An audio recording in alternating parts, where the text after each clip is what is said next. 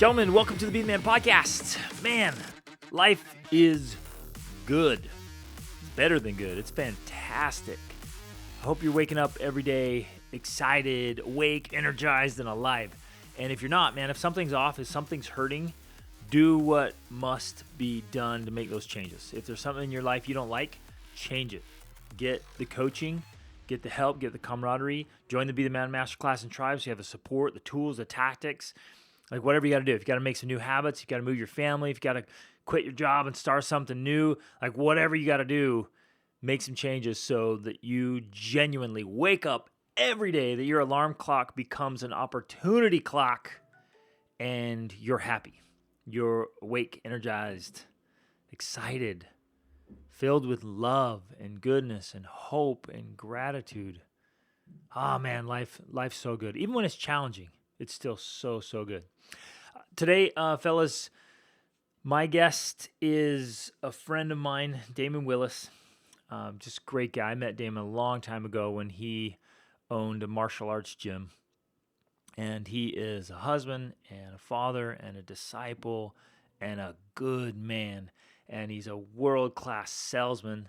He works with his brother Ethan, and the two of them work closely with Brendan Burchard and other, some big names, some great people, and he just has a lot to share here about being a great husband and a great father and a great man and a great leader and helping and serving and making a difference and all of it. So you're gonna love this. And there's an amazing spiritual approach to everything in life, and it's interesting how sometimes we'll forget that, right? And we're all spiritual beings.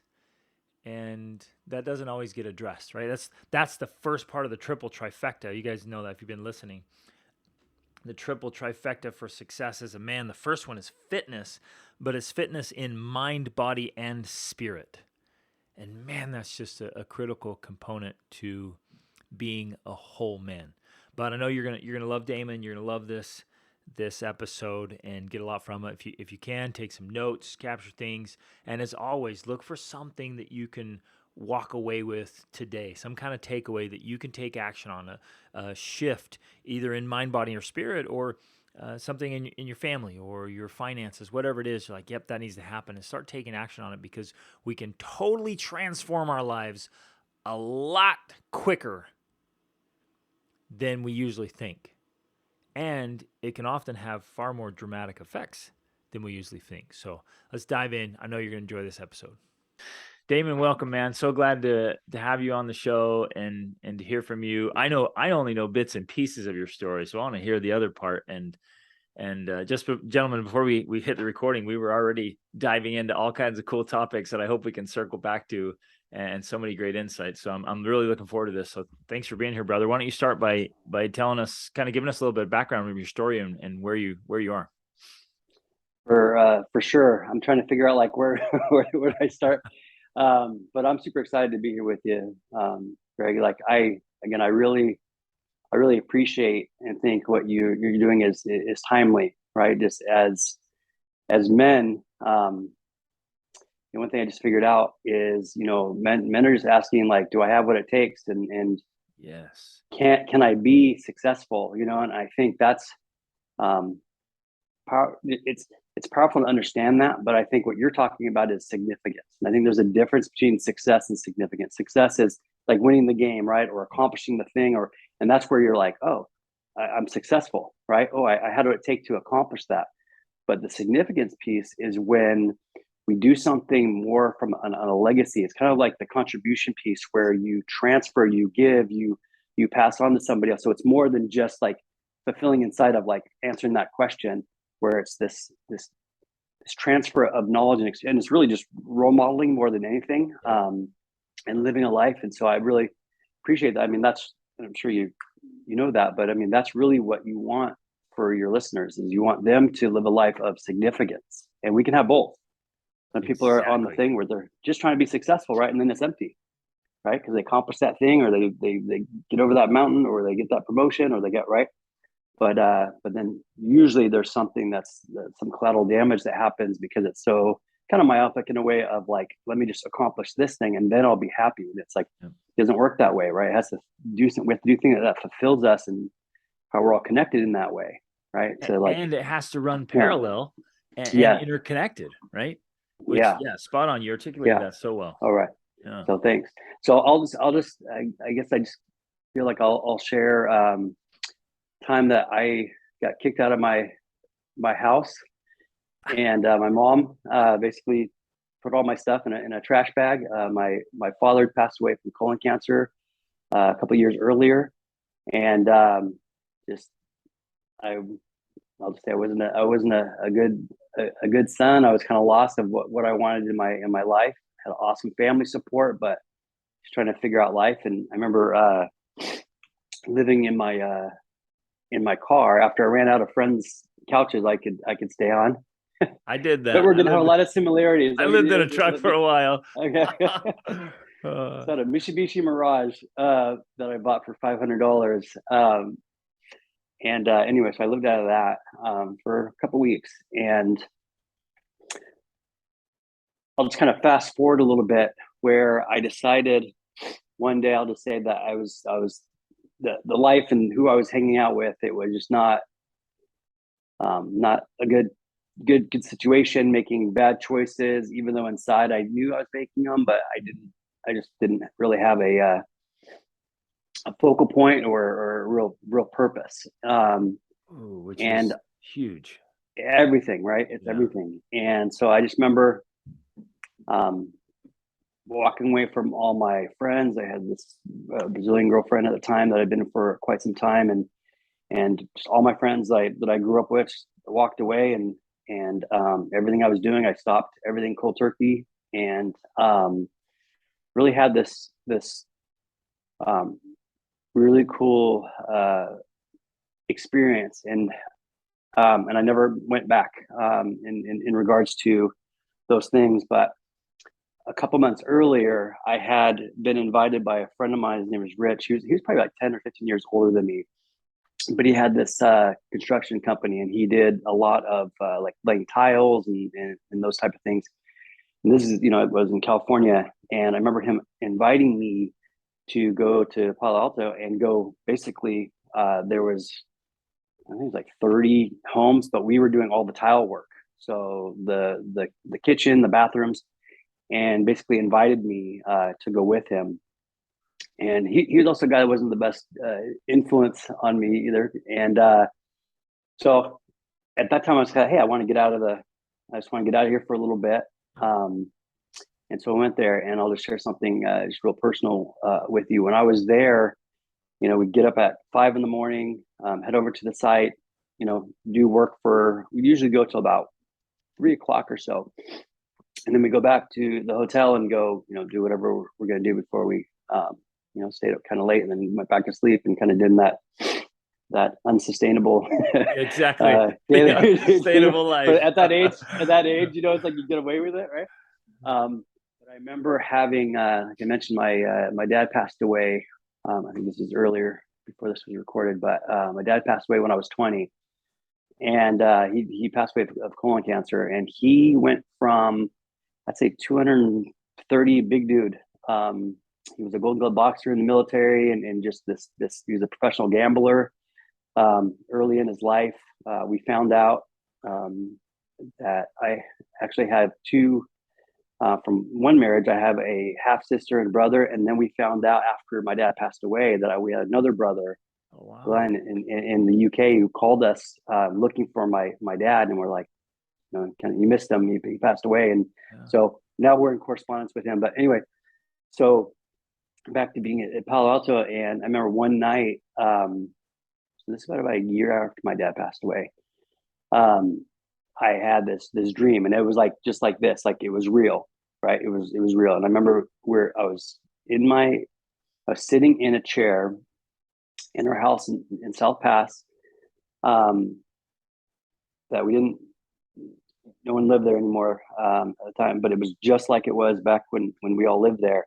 My dad came in the door, and remember the 80s, like middle management. So we had like the collar, but like short from the tie, and came in with a briefcase that looked all battered. And I'm like, Dad, where you been? He's like, oh, I just got stuck, over at this place. And he's like, man, it took me forever to get here, but I'm here. And I'll try not to get emotional right here, but he walked in, so we started talking, and I remember him. We're just talking about. I don't remember more frivolous things, like more like, I was still like, well, because I knew he was gone, but at the same time, in the dream, it seemed he was there, right? Right. But I remember us talking about a few different things, and then Greg like came up and like grabbed my face, like really close. Can't really duplicate it on this thing, but and just looked at me. He's like, Damon, you need to change your life. Wow. And I remember, kind of sad, but took about another year before I got myself together. But I remember I woke up and I was crying. I was like, oh my gosh, but that was really for me the impetus, if you will, to where I was like, all right, I have to do something different, right? And I know what my dad believed, and kind of his wild past and how he had changed all that stuff, and became a father of 7 kids, and put so much of a lot of pain and suffering that he went through from an alcoholic father, and all this other stuff when he was young. So from that point, I'll fast forward to where I decided to really just get my life together, like I said. So I walked away from all my friends, broke up that girlfriend, and just walked away from everything. And because of that decision, I actually got introduced to my wife, Nice. Diane. And so I started going to church, and I was really good friends with Diane's older sister and younger sister, so Sandy and Susie. But just more friends, right? It's like there just wasn't like a connection. But then I found out that they had a sister that was in Florida, and then she came back, and I met her for the first time. And dude, I don't believe in love at first sight, right? Well, I should say I didn't then, but somebody just told me, like, that's your like, wife. And I had wow. I had completely different plans. And actually, that was a singles board I was in with your brother, with Jeff. Ah, very cool. Yeah. Okay. Yeah. So anyway, that guy's such a stud. But anyway, and again, I had a whole different plan, and from there, we just things kind of happened naturally, and getting married. And that's one thing I was going to ask you. If you please remind me, I love to hear is, what was your proposal when you asked your wife to marry you? I don't know. I would love to hear those stories. So maybe we'll get to that. But from there, I went to I moved to Utah, and went to LDS Business College. And there's a whole another cool story how that even happened. So just a side note, I actually got kicked out of high school, ended up getting my GED, and so went to LDS Business College and started working with my brother Ethan. Okay. And so from there, I just needed something that I could be really flexible, and at the same time I could get through school. And long story short, we start working with all these experts and doing high end back end coaching for these experts. And I fell in love with that, and ended up dropping out of college. Like I had so long story short, I went through LDS Business College. I was like a couple credits short. I already had got accepted to BYU, family housing, all that stuff. I had 2 kids at that point, Vivica and Selah. And anyway, from there, turned into, I've been doing this for 22 years, close to $1 billion in back end coaching revenue between me and my teams. Yeah. And so I don't know what part we want to talk about, but that was coming up for me. So, but what's really cool, I guess, worth emphasizing here is when you you drew a line in the sand of like, you know what, no, it stops right here. I'm gonna make a change. And then I found in my life, and people I've worked with, I'm sure you've seen it too, is like when you decide to do something meaningful, to choose a noble aim or a meaningful target, something that's significant that matters, and you start making changes from the inside out, man, things just start happening.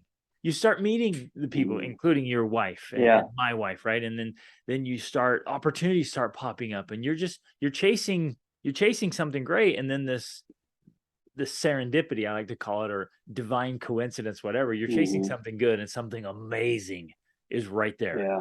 And if you're ready for it and you're willing, you get into these opportunities, and literally the sky's the limit, right? And you start down that path there, and well, man, there's so much. There's generational change and making this whole shift, right? And now you've been in this career for over 20 years, and just to, because you snuck right past that because of you're a humble guy, but almost $1 billion in back end sales with your team. That's amazing, right? And you've been able to meet and work with some just superb human beings.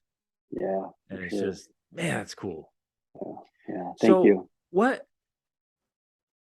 drove you? Because a lot of guys, I went through a similar journey, right?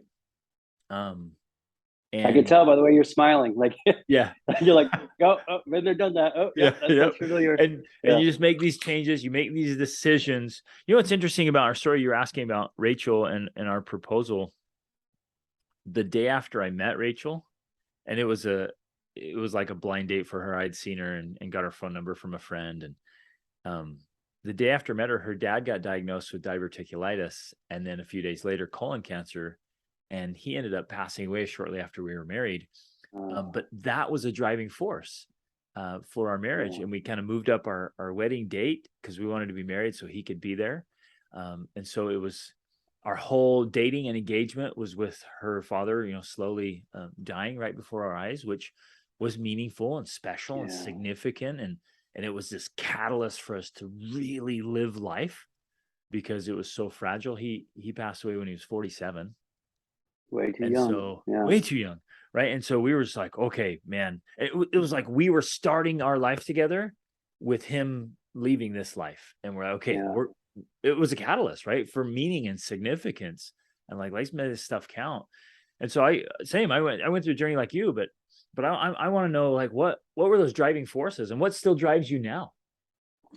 Yeah, great question. I also sorry to hear about your wife's dad, because I think that's one thing is having empathy for in like hard things, right? I think Robin Sharma has this really good saying. He says that change is hard, messy in the middle, and beautiful in the end. You know what I mean? I think that's anyway, just having that kind of experience, like I said, it sets the frame and the tone of we're all going to go that way. How do we honor, right, that person's life? How did they see me? What do they want from me? And so I would say the thing that so much of it I think comes down to I think it's really connecting into something beyond yourself, right? And something like tapping into a power. For me, it'd be Jesus Christ and God, and knowing that there's so much more potential for you, and like following that. So it's kind of an interesting mix, because it's not so much like, okay, I'm deciding to do this. It's more like I feel pulled to do something, and it's more like, okay, how do I make that happen? Today, not tomorrow, but today. And so there's a lot of relaxed urgency, I would say, to. So I'm just more of a person like I feel it, and then when I know it's the right thing to do, then I'm like all about it. Like you said, you have to be all in. Meaning that there's like no plan B. It's like that's what I'm doing.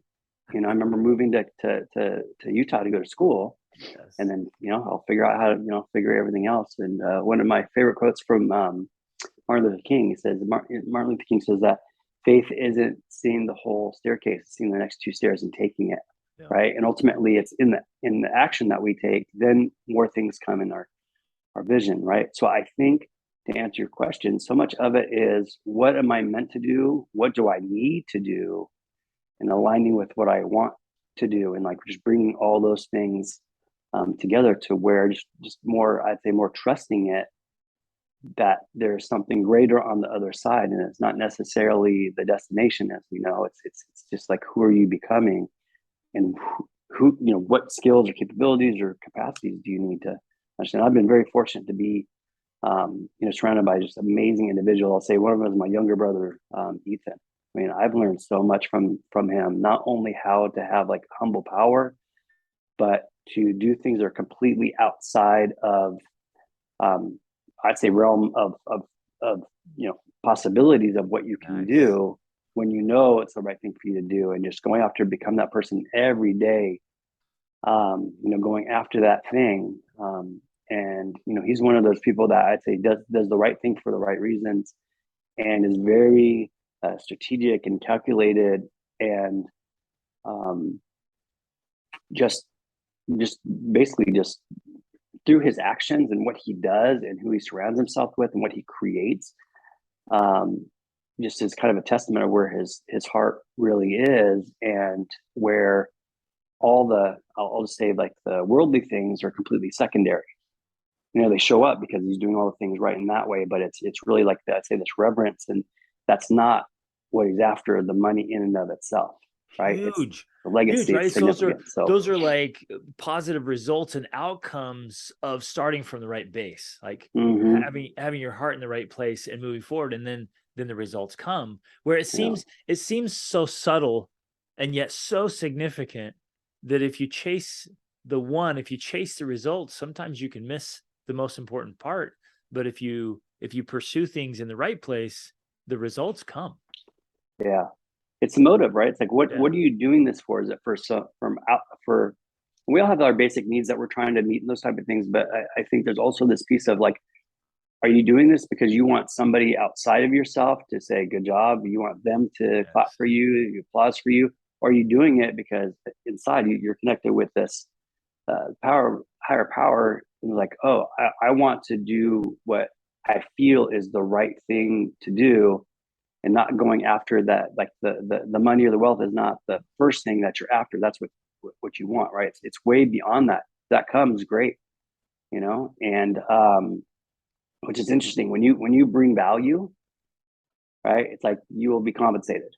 And it's you know, there's just no way around it. And so, but again, it's like the real, why are you doing that? Are you doing that because you know that's something you're called to do, you know that's the right thing for you to do?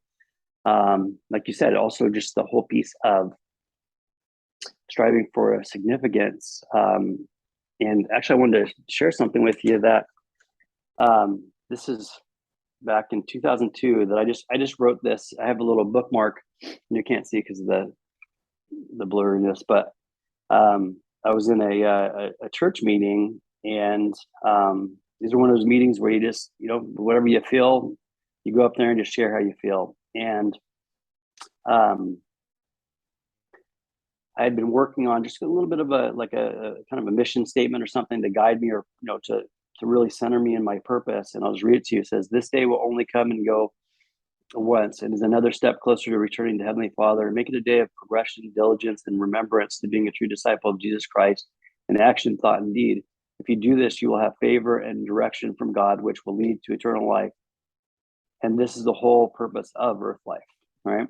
And what's cool about this story is that I just shared that, and a couple weeks later, this woman, I know last name was McIntyre. Again, this is back in 2002. But she actually presented this to me. She made the little bookmark. Nice. Like, so what I said, she actually had written down, and she said it. She's like, and I took that and wrote it out, but then I wrote my own. And anyway, so this woman, McIntyre, she actually passed away, I'd say 6 months after that, from cancer. No way. And so I still have this bookmark, and actually I have it on my mirror in my bathroom. I got, you know, a bunch of mirrors, but I have it right there next to the picture of my family and my you know, people that mean a lot to me, but have this right here. So I always look at that and read that. Which is huge, because it's keeping I love that story because it's setting a focus and then keeping your eyes on that. Hmm. It's I think a lot of men will go through and they'll pick some kind of mission or some kind of core value. But man, it's so easy in the busyness of life and all the stuff we have going on. It's so easy to forget about it, even for time Mm. periods. And so to keep it right in front of you somehow, some system, some way, setting an alarm on Yeah. your phone, putting it on your mirror, rewriting your highest Hmm. values each morning. For me, I have what I call my philosophy journal. I took Oh, a nice. this leather journal, and I've just over the years I've come across quotes or poems or ideas or scriptures. I'm like, yeah, this is my constitution. This is how I want to direct my life, and rereading this and revisiting it so that constantly in front of you, you're like, no, this is who I am. Hmm. This is how I show up in the world. This is why I do what I do. And so then, man, it keeps you. I don't know. The one thing I love to teach my guys is like it's so hard to get lost if you check in with a map every morning, Yes. Yeah. right? I love that, the map, right? Because it's a compass, it's a map, it's a watch, right? All those things, and you have to keep bringing it back to, like, what are you about? Again, writing it down, or just keep making that a focal point and recalibrating. Like we know, like in an airplane, right? Is that if you're they're always readjusting, right? But if you're off, 1%, and you go far enough, you're going to be, hundreds and thousands of miles away from your destination, Yep. right? And something you said earlier, um, just about divine, coincidence, those type of things, is, there's a saying, and I'll think of who said it, but I love it. It's it says that coincidence is God's way of being anonymous, I love right? that. And some people think, oh, it's a coincidence, right? What happened? But I mean, if you put God back in there, it's like, no, but we have to pay attention, right? And we have to kind of honor whatever that is that we feel that we need to do. And, it's not by accident that repetition is the mother of all learning, right? And it's this thing of going back to this singular focus of what am I about, recalibrating, and then, acting it out. Because Greg, I'll tell you, like, that practice that you have, you are more likely to match that destination with your words and your actions the best you can that day. And when we fall off the horse, we get back, we just become real resilient, because that, oh man, I'm kind of off path. Or forgive, ask people for forgiveness. Yeah. We're not perfect. And, so much of when we go off base or we're outside of our values and morals, we need to apologize. Right. But also I think as men, um, that's another piece of just this humility. Own it, right? When I got married, um, the best advice, and it was like brain tattooed, when it happened. But the person that officiated and legally married me and my wife, was, they said three things. He And, said, and I gotta say, it's "Oh, amazing that you remember because on my wedding day, I was oh, like, whoa, oh yeah, I yeah, was yeah." getting There's so much married. where it was a blur. Totally. You're like, what's going on? Totally, right? That's what I'm saying. That's how, like, impactful this was, where everything slowed down and it was bam. But I agree with you. I'd say everything else was just like, Yeah. what is going on, and I'm making this big commitment, like super excited but scared to death, half, all that. Um, but the first thing is marriage is not 50-50. Always try to give 100%. Um, Always be the first to apologize, wow. right? As men, like, no, they need to apologize to me. No, right? It's like we'll fall into that, right? And the third is never go to bed upset with the other Yeah. person, right? And I'll just be really, really, really candid, is that there's things I apologize for. Like, I have no idea why I apologize for it, right? Like, I don't know what happened. But it starts. It starts the Yeah. openness. Yes. Game changer. Right. Yeah. Yeah. So. So beautiful. So I wanna circle back. As I'm hearing your story, there's two things that keep coming to mind that maybe listeners are asking too. And one of them you and I started talking about before we hit recording is just this idea of believing in yourself. Um, I mean, how do you get to that spot? Because there's a lot of self doubt. It's almost just kind of comes with with the package. And man, I was there. Like there was these Mhm. times I didn't believe in myself at all.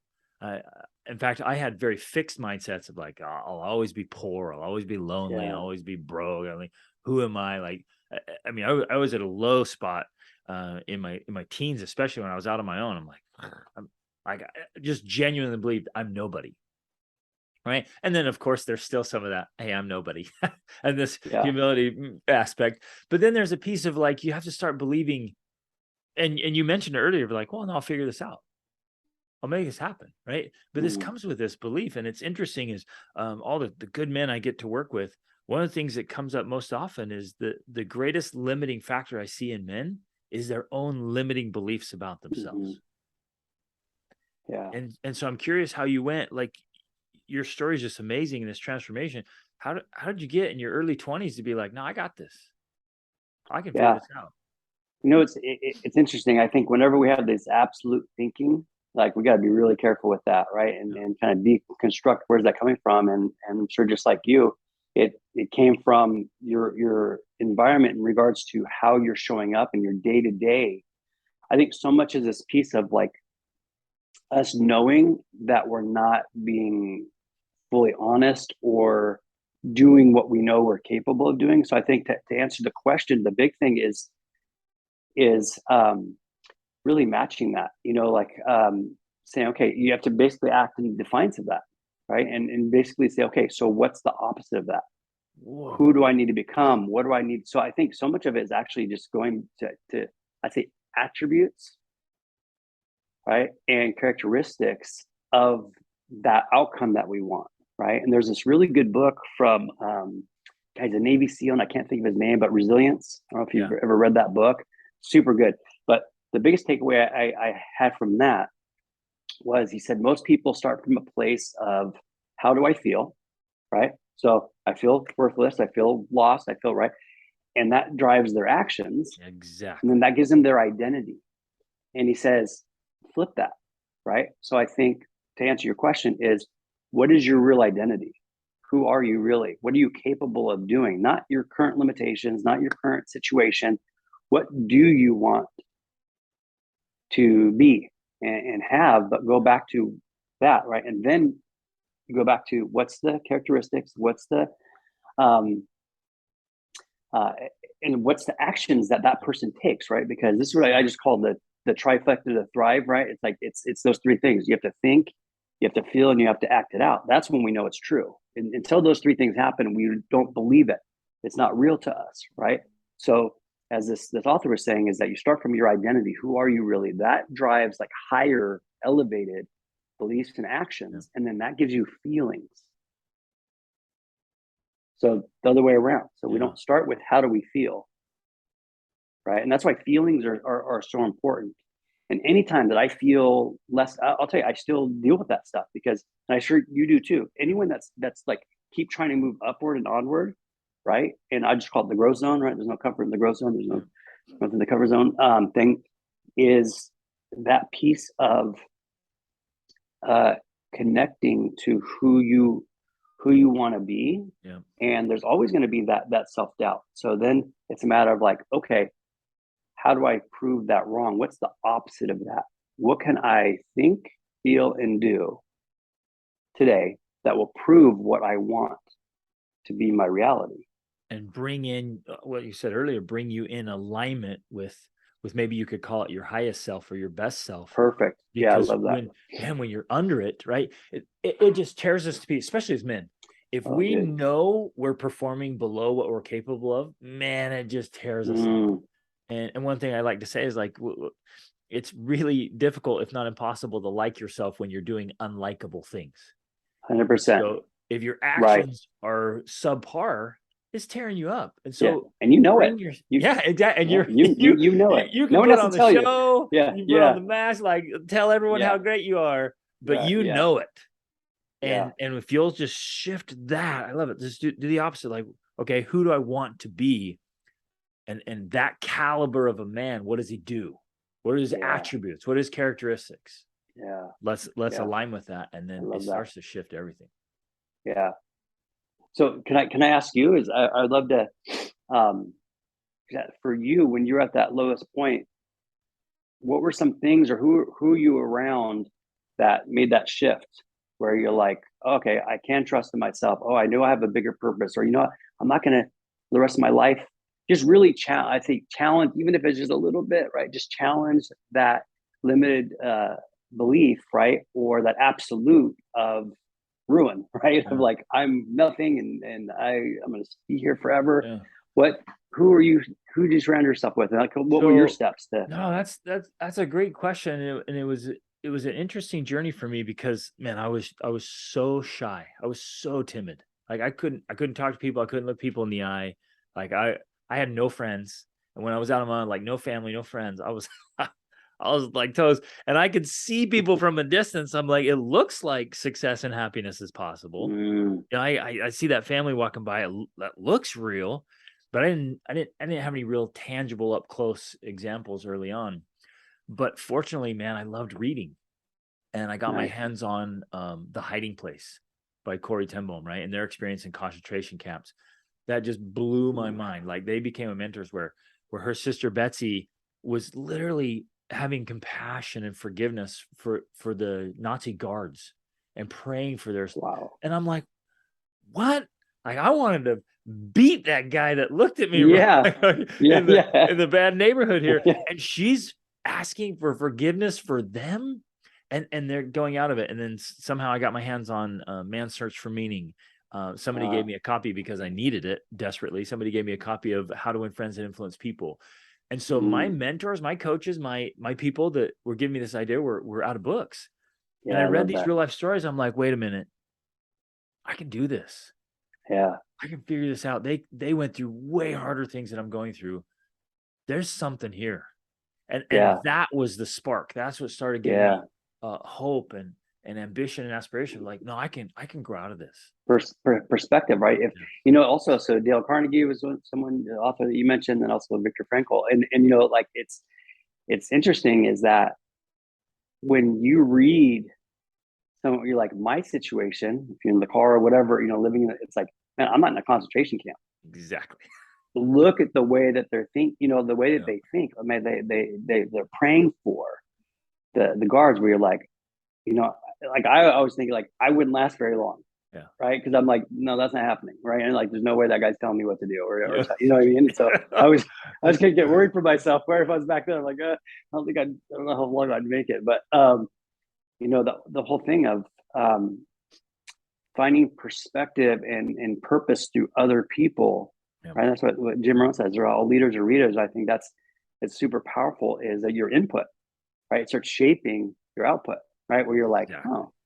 oh, okay, this person did that, and then it leads to some. But you taking the time, and so that's something it goes back to, is we need to role model other people, and unless we're reading or we're surrounding ourselves with people, environment's very important. The environment will shape you, like it is. This is one thing that I tell my kids is, it's like, if you can't change your environment, you can't create a positive impact. You have to leave that environment, because you will become a product of that over time, right? So a strong environment is going to beat a weak person, right? And even a strong person, Even a strong person, exactly. right?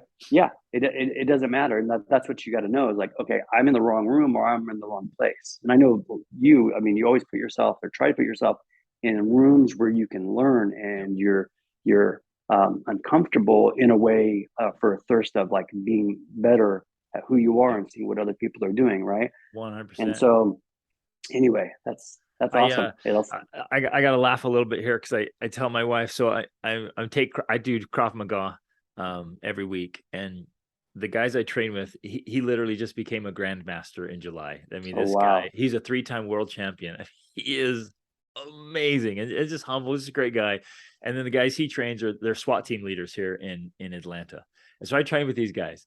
And I tell my wife, I'm like, okay, every Tuesday and Thursday, I go out for my serving a humble pie. Like, and I just, you get feeling tough, even the slightest bit of, I'm a pretty tough guy. And they just toy with me like cat and mouse. I'm like, come on.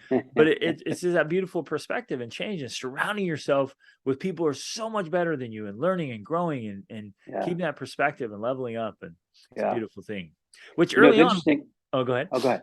No, go for it. Well, I was gonna say that's one of our connections early on was like what 15 years ago. You guys, you owned a martial arts gym, Yeah, right? yeah, Yeah, and we were yeah. So we training did. down Yeah, there. it was kickboxing, Yeah. and so what's interesting is that I really love Krav Maga. I actually have a buddy of mine who he's an instructor and has his own place that he teaches out of. But it's that Israeli. It's all about like just empty hands, but also gun, knife, Yeah. club and the stuff like that. I mean, Israeli. If you want a model of like somebody who's sovereign and like knows what the heck they're doing, small but Yes. mighty, and like dude, you don't want to mess with Israel. Yeah. Anyway, so similar is that again, I've done Thai boxing for a long time. Master Toddy was somebody I trained with. I trained with a guy named Tom Belt back in California, who was um, he was full certified in Jeet Kune Do under Richard Bastillo, who was one of Bruce Lee's. I got to train with Dan Lee, and actually got invited to his backyard group. Wow. Dan Lee's one of the original guys from Bruce Lee's group and everything. So anyway, that was kind of,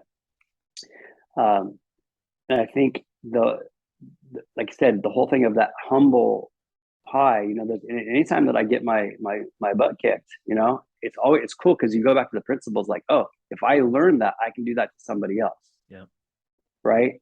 And the more, again, at least for me, the more humble I become of like, wow, there's like, this becomes this humble confidence where it's like when you're younger, right? It's like you almost had to fight because you had to prove something, right? And if we're honest, we probably didn't know what we were doing back then. It was more of a Yep. being a hothead, and I got to prove to everyone else how tough I am, right? Where when you learn this and you gain the skill, you know what you can do to somebody else, but you also know what someone possibly can do to you. So you have like this reverence of just respect, but also there's this confidence that you have of if something goes down. I don't have time to explain this to you, but maybe another time we can talk about this is a situation I had recently where got super confrontational and kind of what happened. We had to diffuse it up. So maybe we can do it at a different time. But well, and I guess just pointing that out, it's relevant. It's so relevant. There are times when you need to have put the time in, whatever it is, mentally, emotionally, physically, right. to protect, to provide, whatever it is. There's going to be tests. There's going to be opportunities. Yeah. And I think the relevance matters so much. And man, I For don't know. sure. I don't know where you stand. I just think that life is too short and there's too many great things to do to be wasting our time just entertaining ourselves to death. I mean, we've got to be learning and growing and making the most of ourselves. Also the people that are struggling with that, you're getting a payoff. The reason we do that, right, is because there's a payoff. Is that you're getting the dopamine, you're getting the right, and while you're kind of checking out, it's the aftermath when we were kind of going back to, we know if we're doing things or not. Like, oh, I was supposed to write my book, or I was supposed to have this interaction with that loved one, or I had a feeling I should have reached out to that person, or there's that skill set or that characteristic I'm trying to really develop, but man, I didn't spend any time doing it. I think that's the thing is, and there's two things. I think we need to have a lot of grace for ourselves. Yeah. Right. And then again, not tomorrow, but right now, once we have that realization, what am I going to do right now? Yeah. Set the timer for 15 minutes or 10 minutes or something like that. Say, okay, now that you have that awareness, now start doing that action, right? Or reading that book or doing that thing, whatever it may be. Because again, essentially what you're doing is you are saying, oh, I remember what matters to me and I'm getting back on track. And take action immediately. Yes. Yes. 100%. Yeah. If you don't take the action, it's again, that's going to kill you inside. Retouch what matters to you and then take some kind of action on it immediately. That's so powerful. Yeah. Like Tony Robbins, that's one thing that sure you listen to all the, unlimited power and all of this stuff and the giant within and unleashing the giant within also. Anyway, but that's one thing that he says, that whenever you're somewhere, I don't care what meeting, even in this situation, right, is that always do something, right? Set something up, reach out to somebody or do something that came to you in that moment to accomplish that thing, right? Like, don't leave that environment until you actually do something or set something up, like you said, the reminder, or reach out to somebody. Because another thing that I've figured out, because even in this conversation, is, you notice, Greg, that there's things that are being said that aren't being said between us, right? There's things that are coming to you, right? And same thing with me, right? And now, most obviously, the things that will come to, we'll share them with each other, but there's also things either just it's there, but it was just for you, or it's just for me. And I'll tell you, anyone who's listening to this, right? There's things that are coming to you, like you maybe say a certain word, right? And they're like, oh, and that brings a memory, or yeah. And what was that time that I was totally off track, and then I got right back at what I needed to do, and that felt so good, and then that led to this or that. And as Steve Jobs says, you can't connect the dots unless you look backwards, right? And that's one thing I wanted to share with you. There's this really good book, The Gap in the Game, by Dan Sullivan and Dr. Benjamin Hardy. And so, super good book, because that's another thing that men do, I think, is that, and this is kind of the difference between success and significance, is that we spend way too much time on what's our gap, right? How much further do I need to go? Now, we have to do that, right? Going back to Krav Maga, right? It's like, you're like, dang, I really got to work on that disarm, right? Or my positioning, or man, that angle. I'm getting myself in trouble because I'm not setting myself up to do the follow-up technique, or to use leverage, or what, whatever. But it's this gap. And I'm a big believer in, so the gain is how far you've come. So let's say just with this podcast, right? Or with your business, or in your relationship with your wife, or with your kids, or whatever, spending time of saying, when I started that, right? When your father-in-law passed away and you moved up the date so that you guys could be married, and he could see that and be there, like, how far have you come from that point? And the whole, crux of the book is that you have to look at your wins and spend more time there than what you lack. Now, don't get me wrong. You have to look at weaknesses. You have to look at those type of things, or we're not going to move to the next level. But I really like the ratio, right? Where it's the Pareto principle. Celebrate 20%. Celebrate the wins. Yes. And integrate. Like, how did I do that? Right. How does that feel? Connecting the dots. How does it feel? Yeah, exactly. Right. What was I feeling before? Ooh, I didn't like the way I felt. Okay, so what did I do? Well, I did this, this, this. And now I feel real peaceful, and I feel happy and proud. Right. And it's like, again, but it's that, I think that's immediacy. As soon as you see that you're in the gap, go to the gain. Right. Start from that place, then go back to your identity. Right. Okay. So how do I train these weaknesses? I love, is it Admiral, God, what's his name? The guy who said, make your bed. Yeah, I don't remember his name. Yeah, dang it. Sorry, I don't remember his name. But I love where he talks about being a sugar cookie, right? And that was for the SEALs that weren't hitting their standards. They were, struggling with whatever. And he said, just the sugar cookie, right? It was like, basically, you had extra PT, you had extra work that you need to do. And they call them sugar cookies because they'd have them like go in the ocean and come out and like roll in the sand and go running, right? Do all these extra, just chin ups and push ups and just kill themselves, physically. But he said it was interesting is those that were sugar cookies, more often than not, they would get stronger, right? And they're the ones that would actually graduate. Yes, right. So what's the purpose of the pain, right? So that's the thing. It's like we don't want to just be in pain for the sake of pain. It's like there has to be a purpose to it of like, oh, I'm getting stronger. So again, life is happening for me, not to me, right? And then owning that of like, oh, you know what? I didn't show up and I didn't hit that standard of that run. Okay, what do I need to do? What do I need to put in place? So incrementally, kind of the Roger Bannister situation, right? Like, what can I do incrementally to train different, to focus different, so that I can accomplish that outcome? But again, it's not for the sake of the outcome, right? Let that come and go, right? Celebrate it, be excited about that. But it's like, what did I learn about myself? Going back to like, who am I? What am I capable of doing?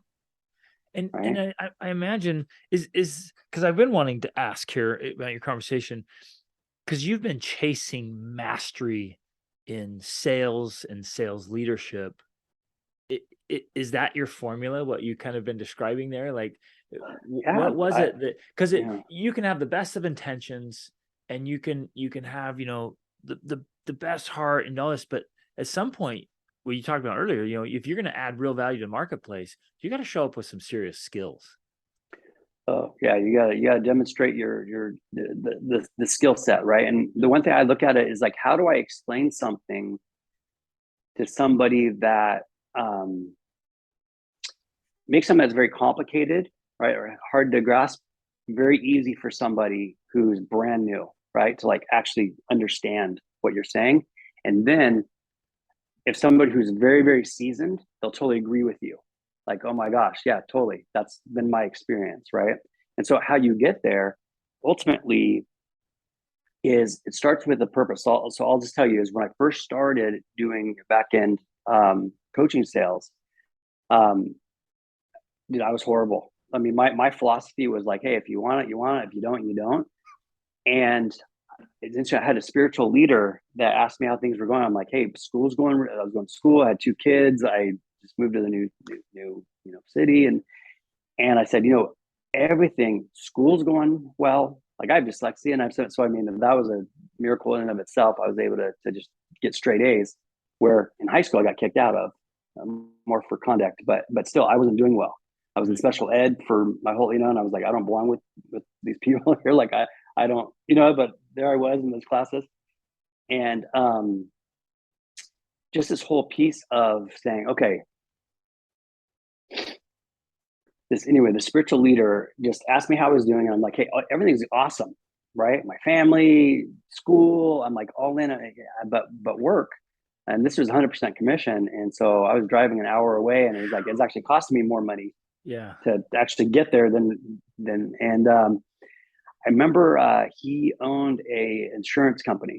And so he's like, so what exactly do you do? So I kind of explained, and he's like, oh, he's like, don't you think you owe it to those people to, he didn't say be so good they can ignore you, but it was to the effect of that. He's like, you have to show people why it's going to benefit them. He's like, do you believe in it? And I go, yeah.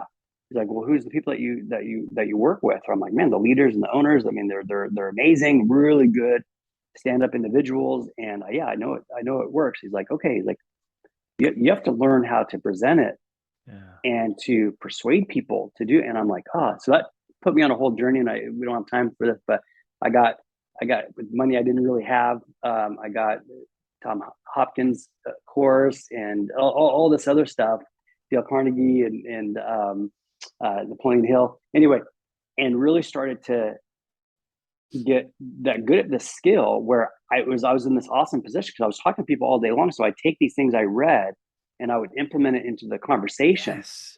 Right. And by trial and error, I started getting really, really good and actually basically started creating this my own process. And never thought I was crazy, like, oh, don't do that, and I don't know, I was just like obsessed with trying to figure this out. How do I persuade people? And I'll never forget when I helped somebody again, and we're talking about, $30,000 all over the phone in an hour of time with somebody. And somebody at the end where I had been preparing, like just all their skepticism, all that stuff, was able just to really just give them a different way of looking at things. And they trusted me enough to do. And I remember them reaching back out to me less than a month and like thanking me profusely and the difference in their life. And I was like, I have to get better at this. Yeah. I have to get better at this. Like people need this. Right. So anyway, that's kind of so it's something that I still, try to master. And big thing for me, since I struggled so much, is somebody who I know is really like heart-centered and they want to learn how to persuade and sell a high level. It's like I have a lot of empathy for them, and so I will share like what works for me, and you see immediate results, right? Because it's like best practices. Yeah. I mean, think about it. I mean, talk about the 10,000 hour rule. I mean, I have that by 10 at this point, right? Just because I was so, exactly. It was good for everyone, right? It's like I helped them get what they wanted. I was able to provide at a high level. I got a lot of fulfillment. in what I was able to accomplish, right? But going back to the original question, I mean, it came back to having a conversation, interaction with somebody who gave me a different perspective and really helped me align my expectations or my outcomes with like purpose. Like, why are you doing this? Guy kind of goes back to that God, coincidence is God's way of being anonymous, right? Where he wasn't anonymous, right? Man, And well, go ahead. I was gonna say each of us have that thing where we're the conduit. Yep. Right? Because that spiritual leader didn't have to say that to me. He could have been like, "Oh, that sucks. Why don't you just find a different job?" Yeah, exactly. Right? He just said like, "Well, kind of like, what's your problem? Like, why aren't you doing well with it? Yeah, like, I what are don't you get gonna it. do Like, with if this? that's what you're doing, what are you gonna do with it?" Yeah. Right? And anyway, Wow, it's so hopefully powerful. that answered your question. You've multiple times have alluded to this thing that I love to share and teach, and I wholeheartedly believe. I just can't get it out of my mind how powerful it is. I think God and the universe are constantly conspiring in your favor. 100%. And like, man, 100%. just pay attention and take action. Yes. Pay attention, Yes. take action. Pay attention, take Yes. action. And it gets you on this path where incredible things happen. Like we go through our journey, and Rachel and I, we've been out, we take our kids, our family thing is travel, right? So we'll go travel over the Yeah. world and have these special experiences with people and places. And we'll stop often and just look at each other and say, we couldn't have dreamt that up. There's in our wildest dreams, we couldn't have planned it to work out like it just did. Right? It's so awesome. But if we'll just be open to those conversations and the meetings, life is so beautiful. Yeah, but look at your sense of gratitude. That's everything, right? So again, you're putting all this together instead of like, look what I created. Right? You look at each other and you're like, yeah, we took the action, right? I'm a big believer is that we are savior saved, right? But we're also self-made. Yes. And that by our actions, right? And that's what a lot of people almost put too much emphasis on, like, all right, God, tell me what to do. Or, but the thing is, we have our own brains, we have our own, so he wants us to figure this thing out and learn by experience, right? And there's no way we're gonna get that experience unless we actually plan it out, put it together, and go do it. One thing I would love that just really has always served me, and it's like, I don't know why, but I feel like I should share this with you. Every time you look at your wife, when you have just like that one-on-one time, or your kids, think about this, Greg, because I believe in the eternities, is like you will have that same look in that same person's eyes, right? But the environment or the outside is going to change. Think about that for a second, right? Where when we're all out we graduate from this place, right? That you're always going to have that connection with your wife and your kids, but it's like the environment is going to change, right? Like being in heaven with them, or being in, you know what I mean? It's like when you do that, where it's just this,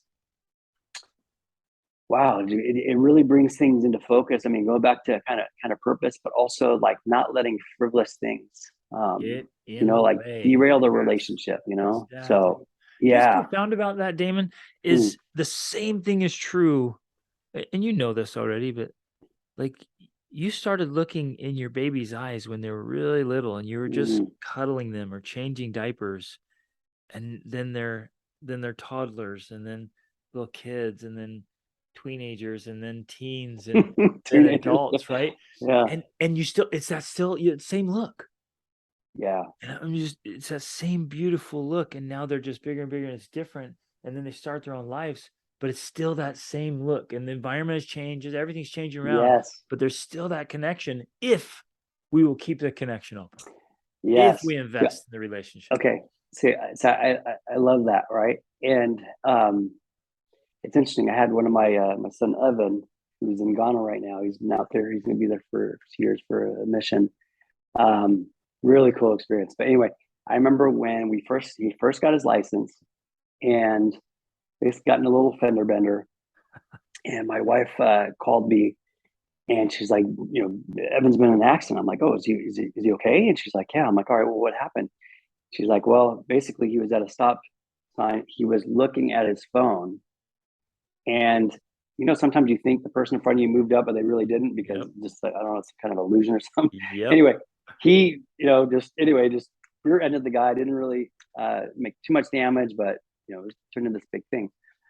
And when I heard that he was on his phone and doing that, I was like, he had a sister in the car and everything. It was like, inside, I'm like, dude, you know better. Like, cars can replace all that stuff. But I remember when I got home to talk with him, and I remember I just took a moment, and this goes back to what you said.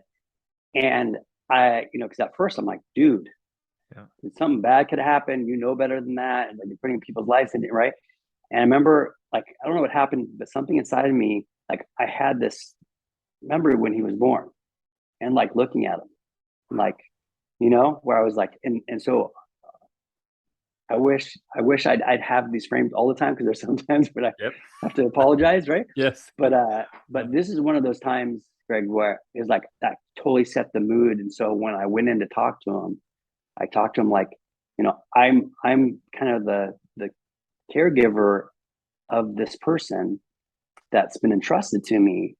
And I'll just tell you, that conversation was completely different.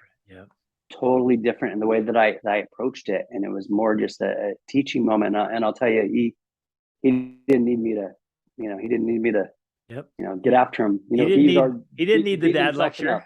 Yeah. No, he didn't. Right. Exactly. And it was anyway. And I'll tell you, there's something that happened a little later in his life that was, I think, just a really hard thing for him, that, I think because of that conversation, is he came to me and told me what was happening and asked me for help.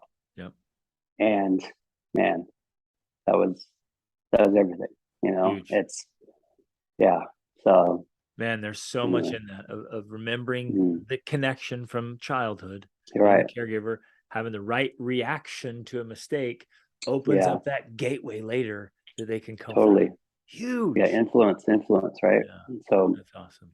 Man, Damon, so much great stuff, brother. Thank you for being here. Thank you for making the time. Thank you for chasing your own path of mastery, so that you have these insights to share with us, man. I really appreciate it, brother.